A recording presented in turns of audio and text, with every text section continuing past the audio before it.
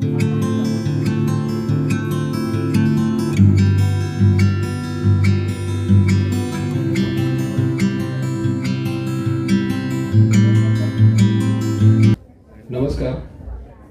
कार्यक्रमाला सुरुवात करून घेऊ आपण.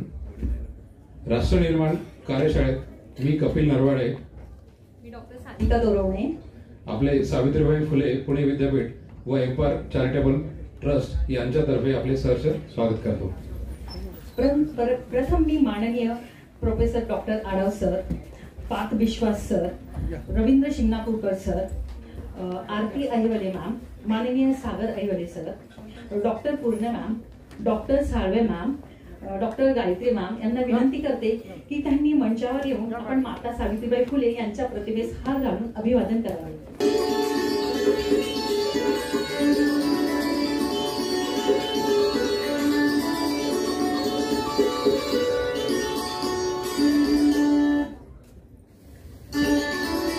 मान्यवरांना विनंती करण्यात येते की आपण औषधी वनस्पती अडुळसा या वृक्षाला पाणी देऊन कार्यक्रमाची सुरुवात करावी.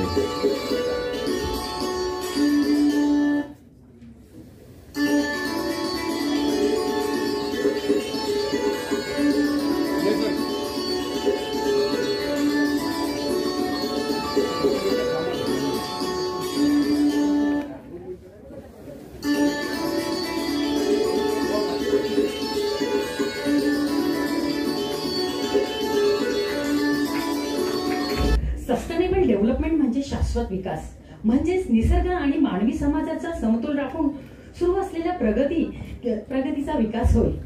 सस्टेनेबल डेव्हलपमेंट या उक्तीचा पाया भारतामध्ये पहिल्यांदा घातला गेला तो आपल्या राज्यघटनेमध्ये. सस्टेनेबल डेव्हलपमेंट हा आपल्या राज्यघटनेचा गाभा आहे. केंद्र सरकारने आखलेल्या नवीन शैक्षणिक धोरणात याला मध्यवर्ती स्थान दिले.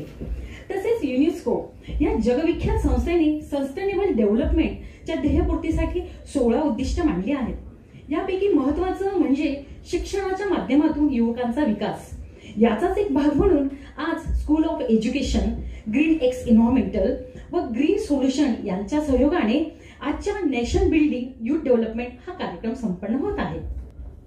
आजच्या कार्यक्रमाला मुख्य मार्गदर्शक म्हणून माननीय कुलगुरू महोदय प्राध्यापक डॉक्टर विश्वास गोसावी सरांचं आणि प्र कुलगुरू माननीय पराग काळगर सरांचं हे मुख्य मार्गदर्शक म्हणून आपल्याला लाभले आहेत. कार्यक्रमाच्या अध्यक्षपदी डॉक्टर विलास आढाव आहेत असून प्रमुख पाहुणे माननीय आरती आहिवळे मॅडम व प्रमुख अतिथी माननीय सागर आहिवळे सर हे असून पार्थ सारथी विश्वास सर तसेच माननीय रवींद्र शिंगणापूरकर सर यांची उपस्थिती आपल्याला प्रेरणा देणारी आहे.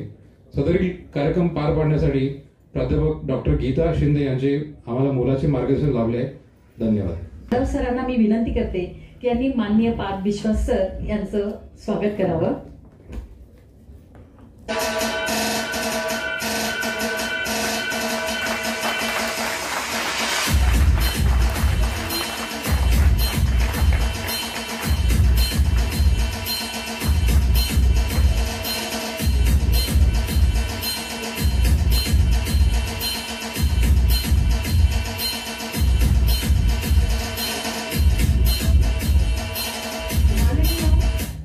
माननीय प्राध्यापक डॉक्टर विलास आढाव सरांना विनंती करते की त्यांनी माननीय अहिवले मॅम यांचं स्वागत करावं.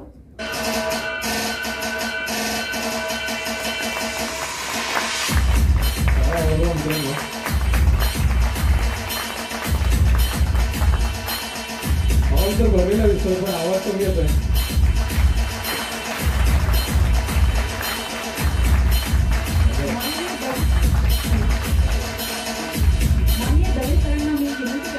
की त्यांनी सागर अहिवले सरांचं स्वागत करावं.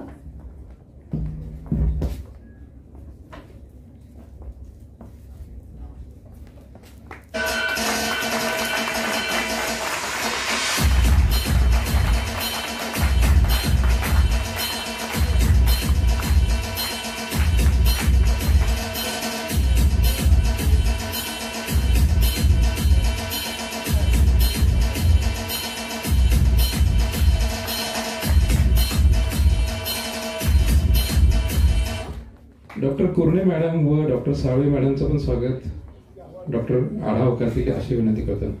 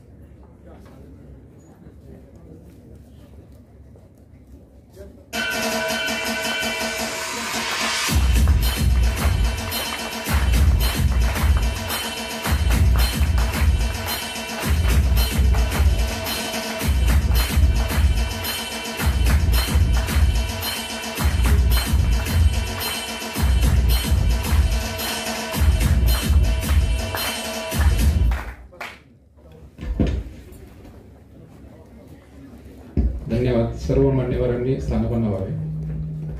मान्यवरांचा परिचय करून घेऊया. मी माननीय आरती अहिवळे मॅम यांचा अल्प परिचय करून देते. Aarti Ahiwale ma'am, managing director, green X environmental, is a global independent EPD verified, that is Environmental Product Declaration, recognized by the International EPD System, the world leading EPD program accredited by the International EPD System. Mrs. Aarti Ahilwale is the first Indian woman to successfully clear the EPD exam. She is an environmentalist and has also expert in carbon footprint studies. Thank you, Ahilwale ma'am. Thank you for being with us. तसेच आपले दुसरे विशेष अतिथी आहेत माननीय सागर Aywale sir, यांचा पण आपण अल्प परिचय करून घेऊया. Hello. Mister Sagar Ayawale, director, green solution.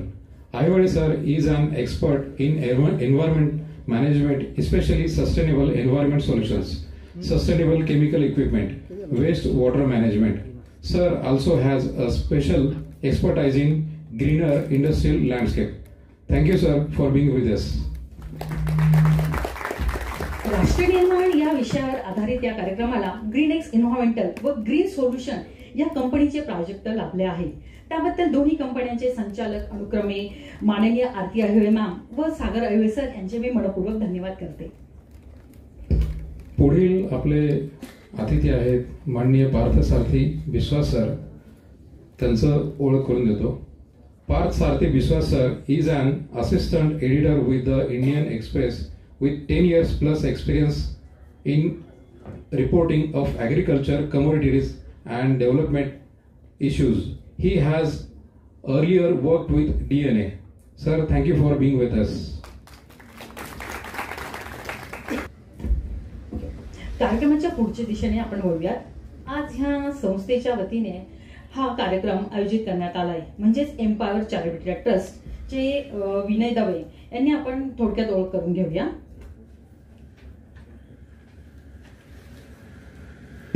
Vinay Dave sir is a director of Empower Charitable Trust. He is also a senior management consultant in Zenith Placement and managing director of a construction company named Radiant Roofs Private Limited. Vinay sir has a keen interest for welfare of people. He conducts skill development workshops in various NGOs and colleges. He is highly instrumental in organizing job fairs, free health checkups camps, free book distribution. He has a core passion for improving India's Human and Youth Development Index rank at a global level. Thank you sir for being with us. ऐतिहासिक वारसा लाभलेल्या जागतिक ख्याती प्राप्त असलेल्या सावित्रीबाई फुले पुणे विद्यापीठातील department of education and extension, green X environmental व green solution आणि एम्पावर चॅरिटेबल ट्रस्ट यांच्या संयुक्त विद्यमाने या कार्यक्रमाचे आयोजन करण्यात आले. तर यानंतर राष्ट्र निर्माण या विषयाचा वेध घेणारी एक संक्षिप्त चित्रफित आपण अर्थात डॉक्युमेंटरी आपण समोर सादर करण्यात येणार आहे.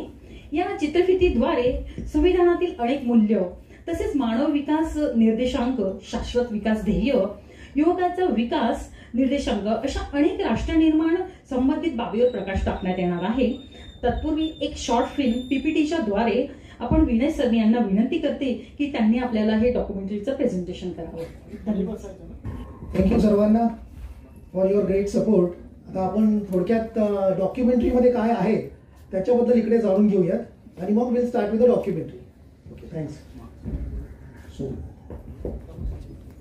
बरं, याच्यानंतर एक छोटीशी क्विज पण आहे आणि क्विज नंतर तुम्हाला एक म्हणजे स्टुडंट्सला ऑफकोर्स स्पेशली एक सर्टिफिकेट पण मिळेल. तर आणि of course this quiz is scoring quiz. आवाज येतोय सगळ्यांना? Okay, so we can start. ही पीपीटी जी आहे ना, दिस आर द अँकर पॉइंट्स फॉर द डॉक्युमेंटरी. म्हणजे डॉक्युमेंटरीमध्ये एक्झॅक्टली काय आहे ते समजून घेण्यासाठी ही पीपीटी मध्ये थोडंसं मी तुम्हाला एक्सप्लेन करतो काय आहे, मग आपण डॉक्युमेंटरी बघूया. थँक्यू. या, वी कॅन स्टार्ट. आज एक सर्टिफिकेट आहे ऑफकोर्स. नेक्स्ट. ओके, आता डॉक्युमेंटरीमध्ये एक 11 ते 12 मिनिटात आपण काय बघणार आहोत की एक प्री इंडिपेंडन्स इरा काय होता. ओके, तेव्हा काय प्रॉब्लेम्स होते आणि मग इंडिपेंडन्स नंतर कसे कसे आपले सोशो इकॉनॉमिक सेक्टर्स वाढत गेले आणि आता प्रेझेंट काय चॅलेंजेस आहेत आणि काय ऑपॉर्च्युनिटीज आहेत. तर next. So here we got the independence, Constitution of India came into existence, and then we became sovereign, socialist, secular, democratic republic. Okay, this is what the keywords are. Okay, next. मग आपला GDP वाढत गेला. GDP आता म्हणजे right from beginning till this level we are now the top 3 countries or top 5 countries we are being into. Right, next. पण आता आपण जीडीपीला जर डिवाइड बाय पॉप्युलेशन केलं तर जीडीपी पर कॅपिटा म्हणतो, त्याच्यामध्ये आपलं रँकिंग थोडं कमी आणि चायनाचा पुढे आहे. तर आपण ते पण काय चॅलेंजेस आहेत काय ऑपॉर्च्युनिटी आहेत ते आपण बघणार आहोत. ठीक आहे. आणि सगळ्यात मेन म्हणजे India is the youth nation. सगळ्यात वर्ल्डमध्ये सगळ्यात जास्त युथ जर कुठे असेल तर आपल्या देशामध्ये आहे. And that is a blessing for us. Now that you know की how it is a blessing for. ज्या देशामध्ये युथ जास्त असतं त्याच्यामध्ये भरपूर पोटेन्शियल असतं, ते देश प्रगतीच्या पाथवरती असतं. तर that is a very good blessing for us because we have got energy, passion, talents, creativity, digitally native and the growing vote bank. So it's an opportunity for our country because we are blessed with the youth population. Okay, that is what there in this documentary. बरं, आता युथला काय पाहिजे आणि आपण कुठल्या sectors मध्ये काम करून हे वाढू शकतो, आपलं डेव्हलपमेंट इंडेक्स वाढू शकतो, त्याबद्दल डॉक्युमेंटरी मध्ये आहे. तर हे जे 6 पॉइंट्स आहेत, this is a crux of the documentary. Education, health, employment opportunity, मग आपण civic and political participation, peace and security and equality and inclusion. हे 6 जे डोमेन्स आहेत, हे 6 डोमेन्स म्हणजेच युथ डेव्हलपमेंट इंडेक्स. हे जागतिक लेवलवरती ट्रॅक होतं. असं नाही की आपण इंडियामध्ये ट्रॅक करतो, जागतिक लेवलवरती हे 6 डोमेन्सवरती ट्रॅकिंग होतं. ठीक आहे. Okay, next. पण त्याच्यामध्ये आपण युवकांचा देश आहे, पण आपलं रँकिंग सध्या 122 आहे. Definitely we can improve the ranking. आणि हे रँकिंग वाढवणं म्हणजेच जस्टिस, लिबर्टी, इक्वॅलिटी, फ्रॅटर्निटी. जेव्हा हे रँकिंग वाढेल, चांगलं इम्प्रूव्ह होईल, म्हणजे युवकांना जस्टिस मिळेल. Because will get education, health care, employment opportunity. हेच जस्टिस आहे. जसं आपण प्रिएम्बल मध्ये बघतो बघा, justice, social, economical, political, right? This is that. When we talk about peace, it is about fraternity. बरोबर का? म्हणजे जेव्हा आपण इक्वॅलिटी बद्दल बोलतो, equality and inclusion, that is equality. And we talk about all this parameters. So it is covered into the preamble. Okay, sorry मी थोडा fast बोलतोय because we have less time for documentary. But next. And now in that documentary, त्या डॉक्युमेंटरीमध्ये GDP बद्दल सांगितलं की what is GDP. Okay, आणि जीडीपीचं किती सेक्टर, कुठल्या कुठल्या सेक्टरमध्ये किती इन्व्हेस्टमेंट होतं, तर ग्लोबल बेंचमार्किंग काय आहे. ठीक आहे. नेक्स्ट. Okay, next. आणि युथ डेव्हलपमेंट इंडेक्स म्हणजेच हे ऍक्च्युली मेजर पार्टना सस्टेनेबल डेव्हलपमेंट गोल्सचं कव्हर करतं. तर जर तुम्ही सस्टेनेबल डेव्हलपमेंट गोल्सचे 17 पॅरामीटर्स बघितले, त्यातल्या जवळजवळ 1 to 5, then 8th, 10th, 16th हे सगळं युथ डेव्हलपमेंट इंडेक्समध्ये कव्हर होतं. तर जर आपण युथ डेव्हलपमेंट इंडेक्सवरती फोकस केला, युथवरती फोकस केलं, तर आपलं सस्टेनेबल डेव्हलपमेंट रँकिंग पण इम्प्रूव्ह होईल. हे या डॉक्युमेंटरीमध्ये आहे. ठीक आहे. नेक्स्ट. ओके, मग संविधानामध्ये तर सस्टेनेबल डेव्हलपमेंट गोल्सच्या पुढच्या गोल्स म्हणजे सस्टेनेबल डेव्हलपमेंट गोल्स मध्ये 17 आहेत. कॉन्स्टिट्यूशन ऑफ इंडियामध्ये तर 24-25 पर्यंत आहे. Okay, next. Yes. So directive state DPSP बद्दल आहे. Okay, then next.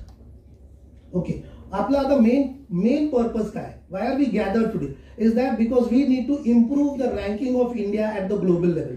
That is the main mission of this documentary. How can our country, आपला देश टॉप 25 मध्ये कसा येईल, त्याच्यासाठी आपण कुठे फोकस करायचं, त्याच्याबद्दल आपण आज डिस्कस करतोय. आणि हे जे इंडेक्सेस आहेत, हे इंडेक्सेस म्हणजेच नेशन बिल्डिंग. तुम्ही आज हे जरी बघितलं ना, दिस 3 parameters, this is what is called as nation building, human development index.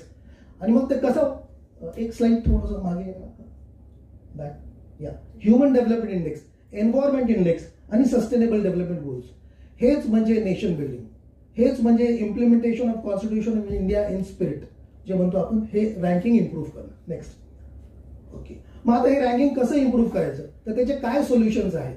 तर सोल्युशन असे आहेत की हे जे रँकिंग आहे हे ऍक्च्युली पब्लिकली पब्लिश झालं पाहिजे. All the publications it should get published in, right, media चॅनल्समध्ये, मग न्यूजपेपरमध्ये, होर्डिंग्समध्ये, इव्हन स्टडीजमध्ये, हे सगळ्या मुलांना सांगितलं पाहिजे. काय होतं, हा जो इन्फॉर्मेशन आहे फॉर फोकस काही मुलांनाच माहिती असते, पण हे ऍक्च्युली जनरलाइज करायला हवं आहे. अजून हे बघा, असे if you have this hoardings, if this index rankings are published, मग आपण त्याच्यावरती चांगलं फोकस करू शकतो. सगळेजण मिळून आपण राष्ट्र निर्माण करू शकतो. We can build the nation.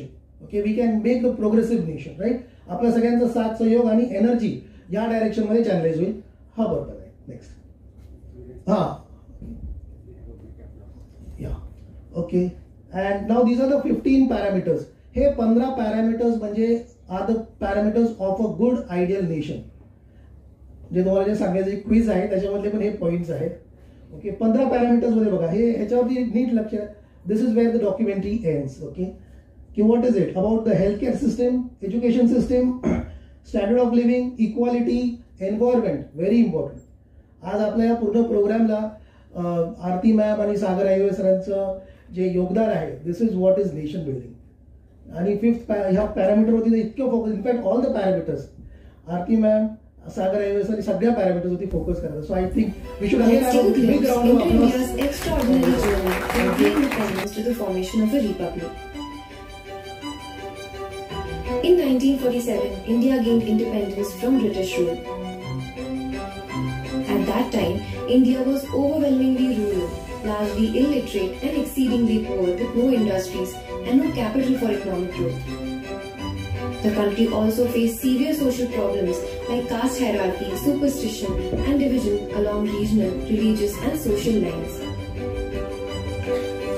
The future of the nation seemed uncertain, with deep concerns about keeping the country even united. There was a pressing need for a stable political system to fulfill the expectations, hopes and aspirations of the people and develop India into a strong nation. In 1950, India adopted its constitution to become a sovereign, socialist, secular, democratic republic. Then, this era was marked by a sense of national unity and rejuvenation for progress. India has gone from having a GDP of just 2.7 lakh crore at the time of independence to sitting close to 150 lakh crore today. What is GDP? In simple words, the total value of all goods and services produced in a country during a year is called its GDP or gross domestic product. India has seen growth in its GDP in the past decade. However, when we look at the GDP per capita, which is the GDP divided by the population, India's ranking falls to 142nd, whereas China is at 75th. On the positive side, India has a huge democratic advantage. The majority of the population is under 30 years old, brimming with energy, ideas and potential. With an average age of just 28.7 years and a whopping 500 million young people, India boasts the largest youth population in the world. In comparison, China's average age is around 38.4 years, highlighting a significant difference. But what does the youth need? 6 parameters: education, health, employment, equality and inclusion, peace and security, civic and political participation. All these areas come together and form the Youth Development Index. However, our current ranking is 122nd.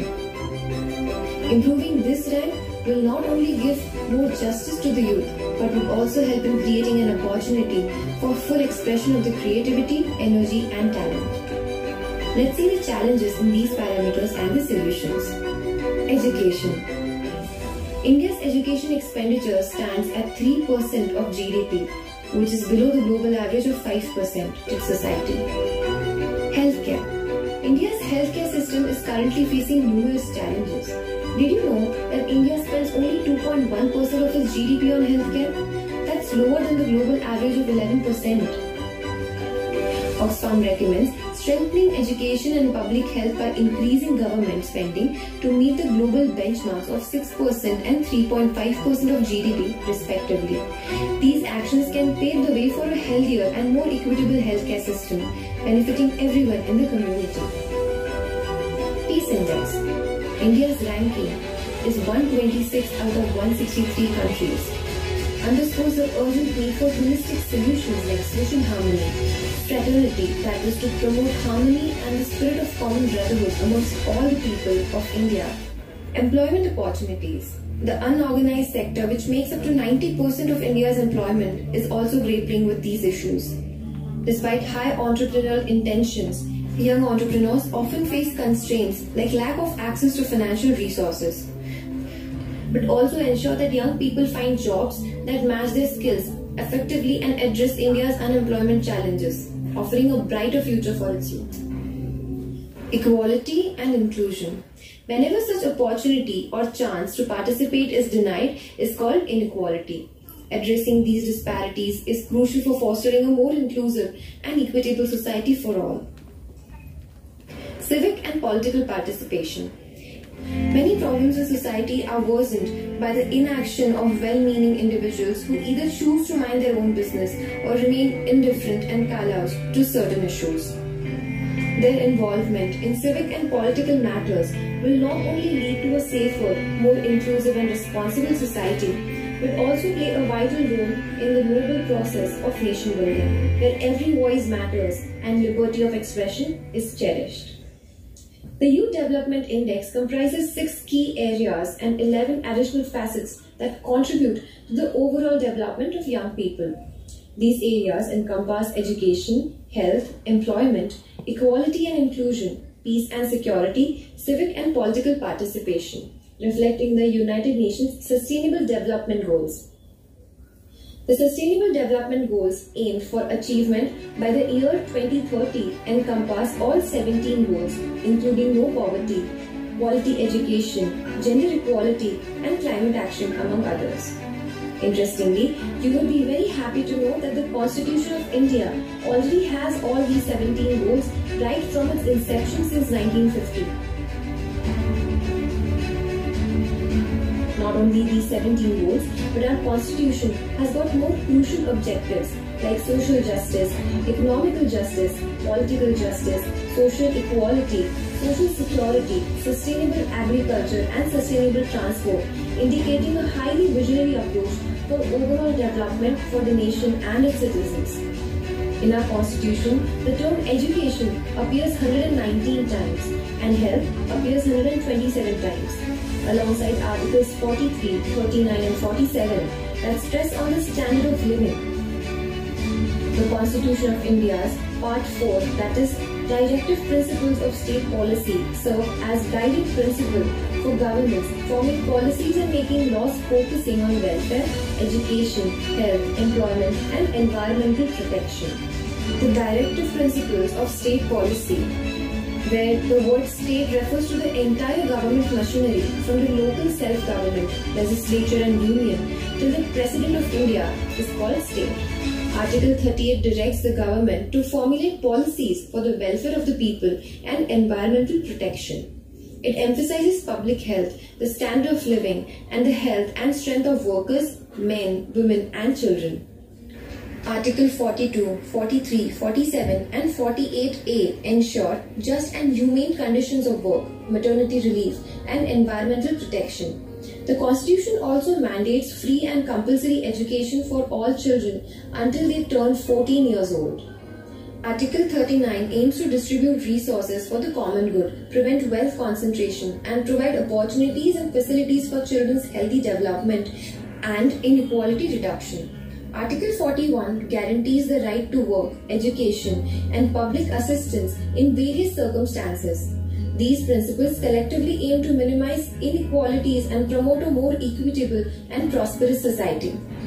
Article 48 of the Indian Constitution directs the government to organize agriculture and animal husbandry on modern and scientific lines, reflecting a commitment to agricultural advancement and efficiency. Our constitution, a living document for its citizens, also outlines the fundamental duties of its citizens, like in Article 51A, to promote harmony, common brotherhood, develop a scientific temper, humanism, and the spirit of inquiry and reform. These duties also entail striving for excellence in all spheres of individual and collective activity to ensure the nation's constant progress and achievement. This would also mean improving indices such as the Human Development Index, Gender and Inclusive Development Index, Environment Index, and ultimately the Happiness Index. Nation would be democracy is a form and method of government whereby revolutionary changes in the economical and social life of people are brought about without bloodshed. That is associated living. Justice, liberty, equality, and fraternity are fundamental to democracy. How can we improve our ranking to be amongst the top 30 countries and become one of the strongest democracies in the world? Knowledge about these indicators should be integrated into the syllabus of schools and colleges to educate students about their significance and implications. Secondly, local level rankings of Human and Gender Development Index along with Environment Index should be published regularly. These rankings should be made publicly available on hoardings, newspapers, media, and in all public domains at predefined intervals by recognizing the fact that whatever is measured or tracked can be improved. Enhance rankings, but also constitutionally build a nation where there is a well-structured and high-quality public healthcare system, coupled with a well-developed public education system. In this country, the standard of living is high, economic opportunities abound, and there is social and gender equality. High-speed internet is accessible even in remote areas. The nation boasts a vibrant food, fashion, entertainment, music, and art scene, reflecting its rich cultural diversity. The environment is pristine, with fresh air, clean drinking water, and healthy food readily available. It is a peaceful country where youth actively participate in civil and political matters. Human rights and civil liberties are respected, with justice and trust in the government. Political power is well distributed, and progressive legislation is the norm. Governance is transparent, and there is freedom of press and liberty. Religious freedom is guaranteed, and there is a well-planned, efficient public transportation system and infrastructure. Here we can say that the Constitution of India is truly implemented in spirit. In this envisioned future, the youth are not merely the leaders of tomorrow, but the architects of today, wholeheartedly building the nation. They are guided by the wisdom and blessings of the elderly and inspired by the pure-hearted salute of the children, creating a harmonious symphony of generations working together towards a brighter future for we, the people of India.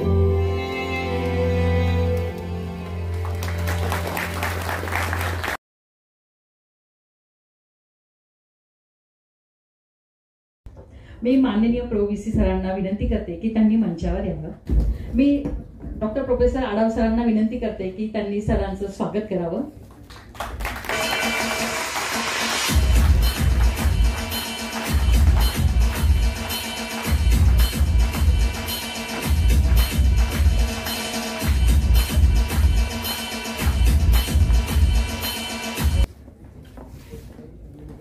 सर्व मंचासीन प्रमुख पाहुणे, या विद्यापीठाच्या आणि आमचे सहकारी म्हणून काम केलेल्या, डीन म्हणून आम्ही सोबत काम केलं असे सगळे सहकारी, आरती हायवेळे, सागर हायवेळे, इकॉनॉमी डिपार्टमेंटचे आमचे हेड, बाकी सर्व गेस्ट, एक चांगला कार्यक्रम आज भारतीय राज्यघटनेच्या अनुषंगाने नेशन बिल्डिंग आणि यूथ डेव्हलपमेंट इंडेक्स या स्वरूपाचा आपण केलेला आहे. आणि त्याचे 6 आयाम आपण माझ्या हाताने, एज्युकेशन, हेल्थ अँड वेलबिंग, त्यानंतर employment and opportunity, piece and security, equality and inclusion and civic and political participation याच्या अनुषंगाने आपण आज ती फिल्म पाहिली माझ्या अंदाजे आपण. आणि खरं तर 75 वर्षानंतरही त्यातल्या आपल्या राज्यघटनेमधल्या अनेक चांगल्या गोष्टी ज्या युवकांसाठी खूप महत्त्वाच्या आहेत त्या आपल्याला या निमित्ताने सगळ्या अनुभवता आल्या. तरुणांचा देश असलेला भारत या पुढच्या काळामध्ये एक धोरण म्हणून कसा पुढे गेला पाहिजे याचा खरं म्हणजे वैचारिक मंथन आपण झालं पाहिजे आपलं सगळ्यांचं.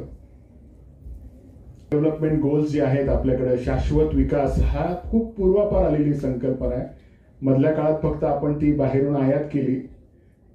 अगर तुमच्या घरात 50 वर्ष आधी 100 वर्षी पाहिल्या तुम्ही गोष्टी, तर शाश्वत विकास म्हणजे काय असतो याचा विचार पूर्णपणे व्यवस्थित केला असतो की ज्याला आपण को एक्झिस्टन्स म्हणतो. निसर्ग आणि मानव याचा को एक्झिस्टन्स आपण म्हणतो. आज या सगळ्या गोष्टी मी सर्वश्रेष्ठ आहे आणि बाकी इतर सर्व जे चराचर आहे ते असा विचार करून जो आपण सृष्टीचा ऱ्हास केला मधल्या काळामध्ये, त्याच्यामध्ये पर्यावरण असेल. आज तुम्ही पुण्यात पाहिलं असेल 41 टेम्परेचर कधीच नव्हतं पुण्यामध्ये. पुण्यामध्ये कितीही उकाडा असला, उन्हाळा असला तरी संध्याकाळी सूर्यास्त झाल्यानंतर थंडावा यायचा, कारण चारी बाजूला हिरव्यागार टेकड्या होत्या. आज त्या नष्ट झालेल्या आहेत. अनेक आपल्या पुण्यापासून 4 किलोमीटर अंतरावर काही गावांना जर तुम्ही भेट दिली तर लक्षात येईल की त्या गावांची भूजल पातळी इतकी खाली गेली आहे की 1 हंडा पाण्यासाठी महिलांना, तिथल्या भगिनींना आपल्या 2-2, 3-3 किलोमीटर जायला लागतं. जेव्हा एका बाजूला आपण शहरातला, म्हणजे आम्ही एक मुलांना प्रोजेक्ट म्हणून दिला होता, जी मुलं आपल्या शहरातल्या खूप मोठ्या महाविद्यालयात आहेत की त्यांना असं वाटतं की 10-15 रुपयाची मॅगीमध्ये सहज आपलं जेवण होऊ शकतं आणि 2 मिनिट नूडल्स, त्याला काही कष्ट लागत नाही, असे मानसिकतेमध्ये आपण म्हणतो की ज्यांनी ग्रामीण भाग फारसा पाहिला नाही किंवा अनुभवला नाही, त्यांना आपण पानशेच्या जवळ एक छोटंसं खेड आहे तिथे घेऊन गेलो होतो की तिथं संध्याकाळच्या वेळेला असं पाहिलं की सगळं पुणे असं एकदम चांदण्या पसरल्यासारखं दिसतं. एका बाजूला पानशेचं धरण दिसतं, परंतु त्या भागात राहणाऱ्या ज्या महिला आहेत त्यांना साधारण 2-2.5 किलोमीटर एकेका पाण्याच्या हंड्यासाठी जायला लागतं. तिथं हिमोग्लोबिनची मोठी समस्या आहे किंवा अॅनिमियाची समस्या आहे. अशा अनेक समस्या समोर सगळं वैभव दिसत असताना सुद्धा आज परवा मी एका छोट्याशा गावात गेलो होतो. पुण्यापासून 4 किलोमीटर अंतर, पुण्याच्या बॉर्डर पासून 4 किलोमीटर अंतरावर आहे ते गाव. त्या गावामध्ये फक्त रात्री 12 ते पहाटे 5 एवढीच वीज आजही येते. फक्त 5 तास वीज येते. त्यामुळे सगळे लोक नोकरी धंदा करून नंतर रात्री जागून पाणी भरून ठेवणं किंवा बाकीच्या सगळ्या त्यांना गोष्टी करायच्या असतात त्या करायला लागतात. ते खरंच आपल्याला म्हणजे असं कुठे काय आपण लांब गडचिरोलीला गेलो, राजस्थानमध्ये गेलो याची गरज लागत नाही. त्यामुळे हा विषय खूप महत्वाचा आहे. आणखीन एक महत्वाचा विषय जो आपण पाहिला आणि जो सगळ्यांनी आपण जाणीव केला पाहिजे तो म्हणजे पाणी. माझ्या अंदाजे बाकी सगळं काम ठरवून आपण या बेसिक गोष्टीवर खूप लक्ष दिलं पाहिजे. जेव्हा आपण सस्टेनेबल डेव्हलपमेंट गोल्स विषयी बोलतो, आज अशा लक्षात येईल की भूजल पातळी इतकी खाली गेलेली आहे आपल्याकडे. ज्या पूर्वी आपल्याकडे विहिरी होत्या किंवा पुणे आपल्याकडे पाण्याची सिस्टीम होती. तुम्ही ढोलविराला जर कधी गेलात कच्छमध्ये तर 5000 वर्षापूर्वीचं एक गाव, आमच्या त्या तज्ञ मॅडम बसल्या त्या सांगतील, तिथं उत्खनन मिळाले, तिथं पाण्याची व्यवस्था आहे विदाऊट मोटर. म्हणजे नदीचं येणारं पाणी पहिल्या स्टेपला कोणासाठी जाईल, ड्रिंकिंगसाठी आहे, दुसऱ्यासाठी युटिलायझेशनसाठी जाईल, तिसऱ्यासाठी जे जनावरांसाठी जाईल. आणि तिथं अशी व्यवस्था आहे की जिथं आपण म्हणतो ना शॉवर, तिथं विहीर अशी आहे की जिथं बसल्यानंतर तुम्हाला शॉवर सारखं तुम्ही स्टेप इन करायचं, खाली जाऊन बसल्यानंतर तिथे समजा कोणी स्नान करत असेल तर वरून शॉवर सारखं पाणी पडू शकतं फक्त तिथली मोठ हलवल्यानंतर. अशा तऱ्हेची 5000 वर्षापूर्वीचं गाव आता सापडलंय ढोलावीराला. तुम्ही गुगलला करून ते पाहू शकता.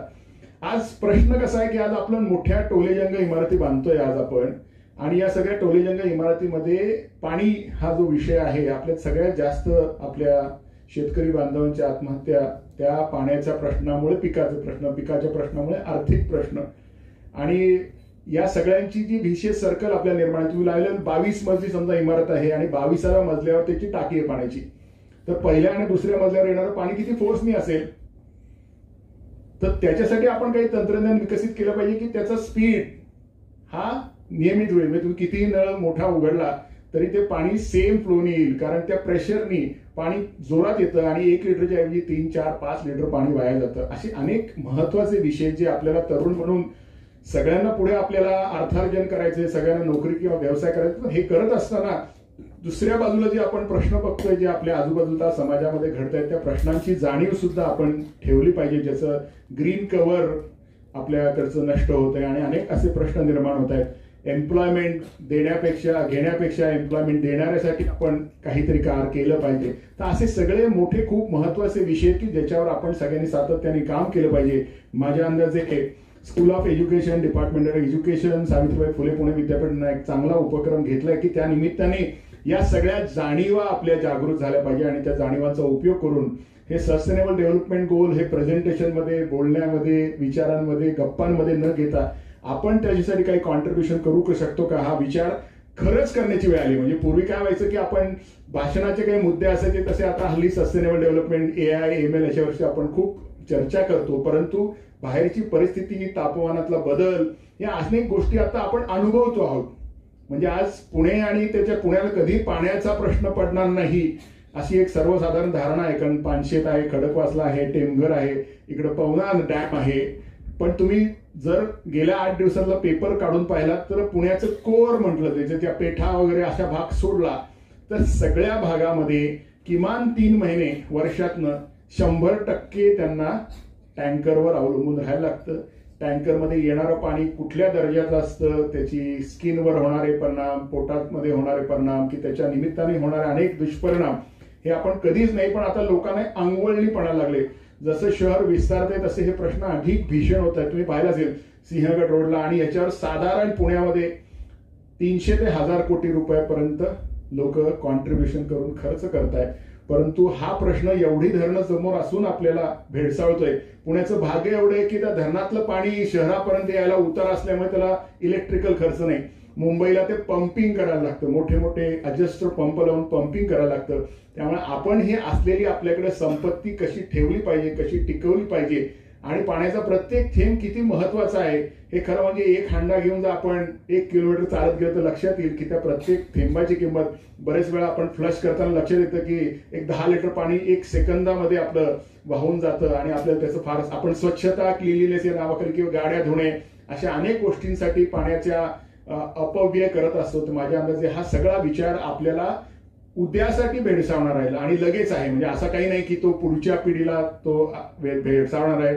पुण्यासारख्या महानगरामध्ये जिथं अशा सगळ्या सुविधा आहेत, भरपूर पाणी असलं तरी या सुविधा आपल्याला येत आहेत. ग्रामीण भागामध्ये तुम्ही गेलात तर या प्रचंड ह्याच्या बाबतीत अडचणी निर्माण झाल्या आहेत. त्यामुळे या संदर्भात शाश्वत विकास हा विषय हा आपण सगळ्यांनी कुठेतरी आपल्या विचारातून कृतीमध्ये आणण्याचा प्रयत्न केला पाहिजे आणि त्याच्यासाठी आपण काय कॉन्ट्रीब्युट करू शकतो, एकत्र येऊन आपण काही संस्थांबरोबर जोडलं जाऊन. परंतु हे सगळं फेसबुकवर आणि ट्विटरवर आणि लिंक्डइनवर किंवा काय म्हणतात ते याच्यावर टाकण्यासाठी नकोय की आज आम्ही पाण्यासाठी काम केलं, आज आम्ही नदी स्वच्छता अभियान केलं. तुम्ही पाहिलं असेल की आपण जे वापरलेलं पाणी असतं ते पाणी प्रक्रिया न करता आज नदीमध्ये सोडलं जाते. सगळीकडे आपल्याकडे प्लांट्स आहेत परंतु ते अकार्यक्षम आहेत किंवा अपुऱ्या क्षमतेने चालवले जातात. त्यामुळे ते पाणी जे तसंच पुढे जातं त्याने अनेक प्रकारच्या जीवसृष्टीला सुद्धा कायमचा धोका निर्माण झालाय किंवा ती कायमची नष्ट झालेली आहे. आणि ते पाणी जे पुढच्या गावाला जातं किंवा पुढच्या छोट्या शहराला जातं तिथल्या लोकांना वेगळ्या प्रकारच्या समस्या अनेक प्रकारचे आल्यात की त्या पाण्यातले केमिकल्स असतील किंवा त्या पाण्यातले बॅक्टेरिया असतील त्याप्रमाणे ते निर्माण होत आहेत. तेच पाणी आपण शेतीलाही देतो आणि शेतीतून परत तेच भाजीपाल्याच्या रूपाने आपल्यापर्यंत हे सगळे केमिस्ट्री किंवा केमिकल सगळं येत असतं. माझ्या अंदाजे ह्याचा कुठेतरी ज्याला आपण शाश्वत विकास हा संकल्पना खूप बारीक आणि व्यवस्थित आपण बघितली पाहिजे. माझ्या घरातून माझ्या कंपाऊंडच्या बाहेर एखादी गोष्ट टाकली म्हणजे मी स्वच्छ झालो किंवा मी प्रदूषण मुक्त झालो असं होत नाही. तेच पुन्हा रिसायकल होऊन कुठल्या ना कुठल्या मार्गाने माझ्यापर्यंत येत असतं. हा विचार माझ्या अंदाजे आजच्या या सगळ्या कार्यक्रमाच्या रूपाने आपण घेऊन जाऊया आणि हा विषय गेले 2-3 दिवस कुठल्या ना कुठल्या कार्यक्रमाच्या निमित्ताने हा विषय समोर येतो म्हणून मी एवढं बोललो. अदरवाईज मी फक्त शुभेच्छा द्यायला आलो होतो. त्यामुळे तुम्ही जे विचार डॉक्युमेंटरी मी पाहिले नाही पण त्या माध्यमातून व्यक्त केले आहेत ते निश्चितपणे आपल्याला कृतीशील कामाकडे नेलं जातं. आपण म्हणतो आमच्या सावित्रीबाई फुले पुणे विद्यापीठाच्या गीतामध्ये आहे ज्ञान बनू कर्मशील कर्म ज्ञानवान. त्यामुळे हे ज्ञान बनव कर्मशील आपण जे शिकतो ते कुठेतरी आपल्याला पुस्तकातलं ज्ञान व्यवहारात आणि व्यवसायात आणलं पाहिजे आणि त्या निमित्ताने आपण ज्या परिसरात राहतो त्या निमित्ताने तिथे काय कॉन्ट्रीब्युट करता येईल त्यासाठी एज्युकेशन हा महत्वाचा टूल आहे. प्रत्येकापर्यंत शिक्षण पोहोचलं पाहिजे. आज आपला GR 33% आहे. जे 2020चं डॉक्युमेंट आलं होतं त्याच्यामध्ये तो साधारण 27% होता. आता थोडासा आपण 33% पर्यंत आलोय पण तरीही 33% याचा अर्थ आपलं 2/3 तरुण याच्या ऍक्सेस पासून दूर आहे. ऍक्सेस टू हायर एज्युकेशन गुणवत्तेविषयी आपण आता काही इथं चर्चा करायला नको परंतु ऍक्सेस द्यायला सुद्धा आपल्याला अजून खूप काम करायला लागणार आहे. त्यामुळे अनेक विषयावर माझ्या मते तरुणांनी व्यवसाय किंवा त्यांचा नोकरी निवडताना लक्ष घेतलं पाहिजे. एक भारताचा सर्वसामान्य नागरिक म्हणून या देशाच्या पुढच्या पिढीसाठी, या देशाच्या पुढच्या लोकांसाठी मी काय, नाहीतर ते सारा समुद्र मेरे पास है, एक बूंद पाणी मेरी प्यास आहे असं होण्याची शक्यता आहे. किंवा त्या मिड्यास राजासारखं होईल. सगळ्या टोळीजंग इमारती आहेत पण मूळ सुविधा नाही, पाणी नाही, चांगली हवा नाही, प्रदूषण प्रचंड आहे, ट्रॅफिक जाम आहे. त्यामुळे या सगळ्या सुविधा आणि सुबत्तेचं करायचं काय असा प्रश्न कदाचित आपल्या पुढच्या पिढीला पडू शकतो. तो प्रश्न पडू नये म्हणून आपल्याला निश्चितपणे एकत्रितपणे सगळ्यांना हे काम केलं पाहिजे. आणि या निमित्ताने सगळे जे तज्ज्ञ इथं जमले आहेत त्यांनी जे विचार आपल्यासमोर मांडले वेगवेगळ्या स्वरूपामध्ये, जी डॉक्युमेंटरी आपण पाहिली त्या निश्चित त्याच्यामधनं काहीतरी आपण घेऊया आणि ते कृतीमध्ये आणूया एवढीच मी तुम्हाला विनंती करतो आणि थांबतो. धन्यवाद. सरांनी अतिशय समर्पकपणे nation building and youth development हा जो विषय, याच्या समर्पक जे ऍक्च्युअल प्रॅक्टिकल वर्क करायला हवं असं तुम्हाला सगळ्यांना संदेश दिलाच आहे.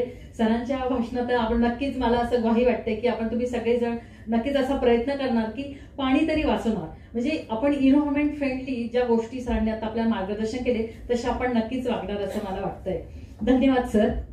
मी माननीय आरती आयोजन यांना त्यांच्या कंपनीचे कार्य तसेच आजचा विषय जो आहे नेशन बिल्डिंग त्याच्यातून युथ डेव्हलपमेंट याविषयी मॅमला मी विनंती करते की यांनी आपल्याला मार्गदर्शन करावे.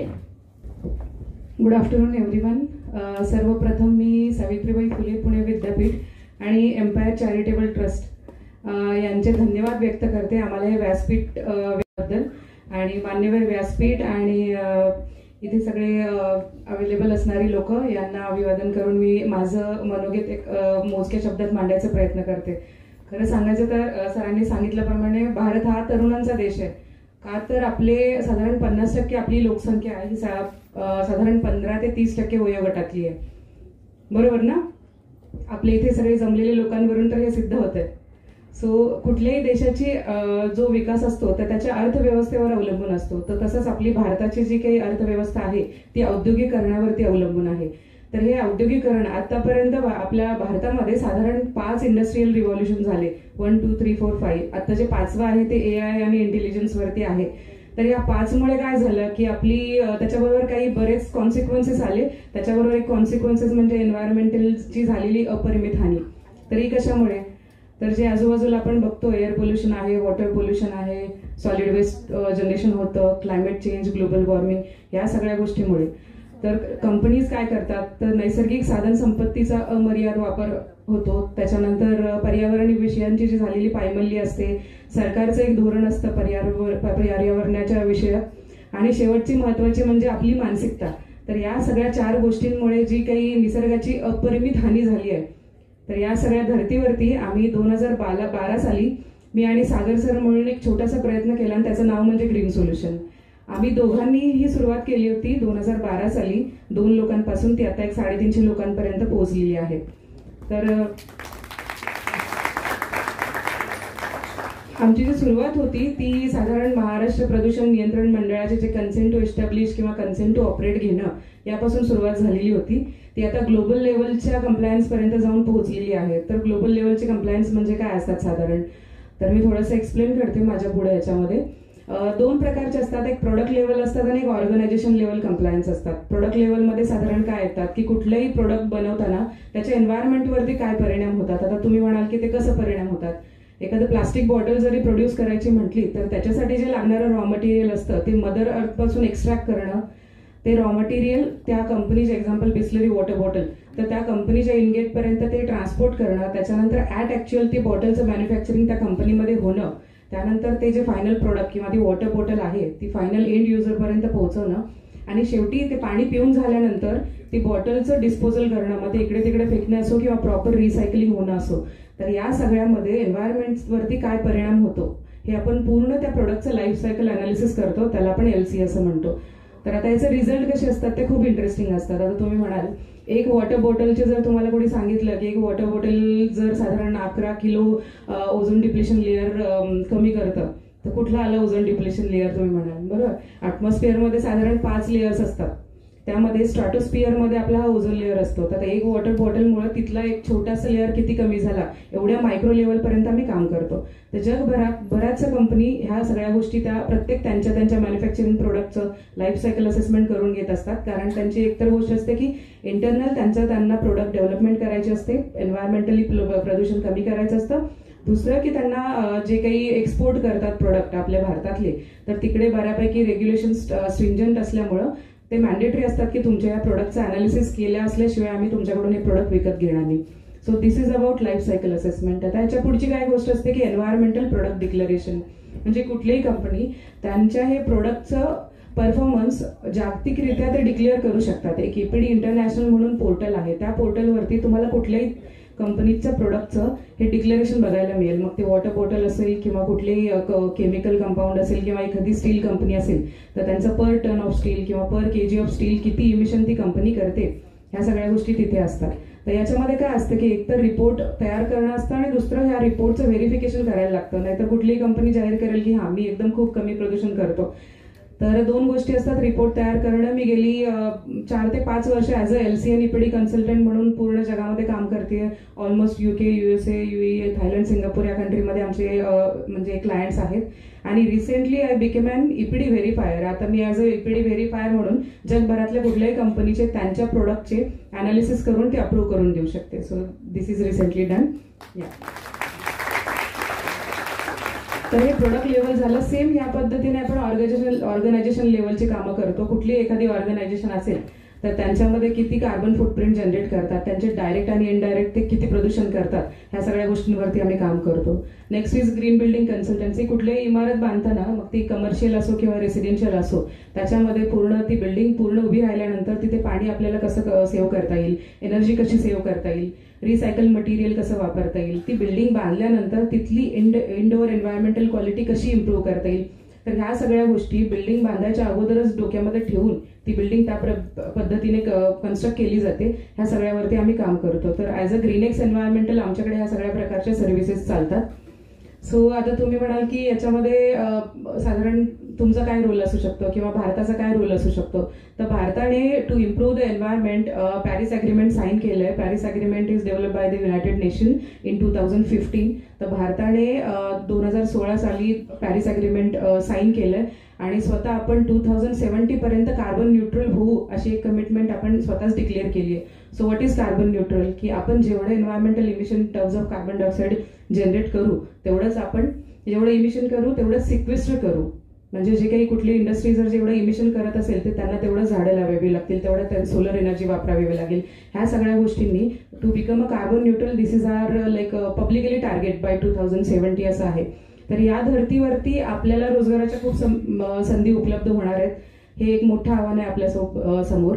तर प्रोडक्ट लेवल आहे, ऑर्गनायझेशन लेवल आहे. तर तुम्ही एक LCA अनालिस्ट म्हणून, EPD अनालिस्ट म्हणून, कार्बन फुटप्रिंट आहे, ग्रीन बिल्डिंग कन्सल्टंट आहे, ह्या सगळ्या गोष्टींवरती एक साधारण BSc MSc एन्व्हायरमेंटल सायन्स किंवा एन्व्हायरमेंटल इंजिनियर ह्या प्रोफेशनमधून तुम्ही या क्षेत्रामध्ये येऊ शकता. काम करण्यासारख्या खूप साऱ्या गोष्टी आहेत. स्वामी विवेकानंदांनी सांगितलंय राष्ट्र निर्माण करायचं असेल तर पहिल्यांदा चरित्र निर्माण करावं लागेल. सो फर्स्ट ऑफ ऑल आपल्याला पहिल्यांदा आपल्याकडे स्वतःकडे बघावं लागेल. आपण आपल्यामध्ये सुधारणा जर केली तर आपण डेफिनेटली राष्ट्र निर्माण करू, जसं सरांनी सांगितलंय. सो आता इथे बरेच जण लोक, पण ह्याला एकच गोष्ट मला वाटतं अडथळा असू शकतो, एक तर मोबाईल किंवा स्वतः आपण, बरोबर ना? ठीक आहे. तर ह्या सगळ्या गोष्टींकडे आपल्याला परत एकदा नव्याने बघायची गरज आहे. तर ह्या सगळ्या नवीन गोष्टी आपण घेऊ आणि नवीन विचारांची नवीन गुढी उभारून जागतिक महासत्ता भारत कसा बनेल या दिशेने वाटचाल करू. एवढंच बोलून मी माझे 2 शब्द थांबवते. थँक्यू. धन्यवाद मॅडम, आपल्या प्रेरणादायी प्रवासाबद्दल आणि संबंधित विषयाला ज्ञान जस्टिफाय केल्याबद्दल धन्यवाद. पुढच्या प्रवासाकडे वळूया. आपण माननीय पार्थ सारथी सरांचा या विषयावरती युथ डेव्हलपमेंट नेशन बिल्डिंगच्या माध्यमातून या विषयावर त्यांचं मार्गदर्शन उपलब्ध करून घेऊया. Hello, respected dais. Ideally, I should be there, not here, because this is a program that I should be reporting about and not trying to show that I have about the nation. But because I was invited, I'll just say a few things. Of course, as the Pro Vice Chancellor Sir said, we are going through some very tough phases. In journalism, we used to talk about climate change as the story of tomorrow, but since the last 5 years, it has become the story of today. Climate change is not something which is going to happen, it has already happened, and we are facing the music, I would say. In Pune, sir mentioned that we have not seen 40 degrees, but in Pune there is this very unique phenomenon of urban heat islands in which Koregaon Park is much hotter than, say, Baner, Shivajinagar, Pashan or the university. Koregaon Park has been crossing 40, 41 degrees since the last 7-8 days, and same like Magarpatta and other places. So these are areas where construction is very high and the green cover is at a threat. Now, obviously a lot of things have to happen, a lot of things need to happen, and unfortunately the youth of today is going to face the music for the mistakes that all of us have done in the past. When we talk about sustainable development, when we talk about sustainable development goals, the main challenge is in its implementation. Yes, they sound very good when it is written or being talked about, but how do you implement? How do you talk about something like free air and good quality education being given to people? How do you ensure these things happen? This requires a lot of investment on part of the society, on part of the system, and as well as the people. Are we ready to allow free and quality education to come to the masses? That's a question I think all of us should ask ourselves. I mean, here we are talking about environment, and ma'am talked about plastics and the effects of plastics. But here we are using small plastic bottles for water. That's a small thing. I mean, please don't take it otherwise. Please don't take it otherwise. But maybe a small change in our own behavior, day-to-day behavior, can mitigate this problem in a better. And of course, we have heard that these bottles are carcinogenic.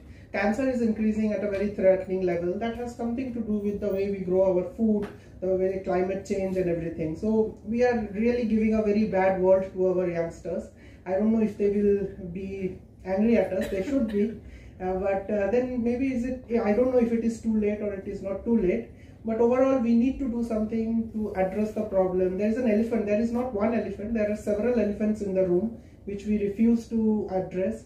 We are completely dependent on fossil fuel. We have not developed a public transport system in Pune which can help us go from place to place without taking our vehicles. So a lot of things have to happen, and maybe we should go back to the drawing board, that is the Constitution of India and the directive principles of the state, to understand what is happening and how we can make things wrong. Thank you for calling me here, and very good documentary. Thank you, sir. सरांचं मार्गदर्शन आपल्याला सगळ्यांना लाभलंच आहे, त्यातून सगळ्यांना नक्कीच प्रेरणा मिळेल. मी activist प्राध्यापक आहे, लक्षात घ्या. मी पहिल्यांदा कार्यकर्ता आहे.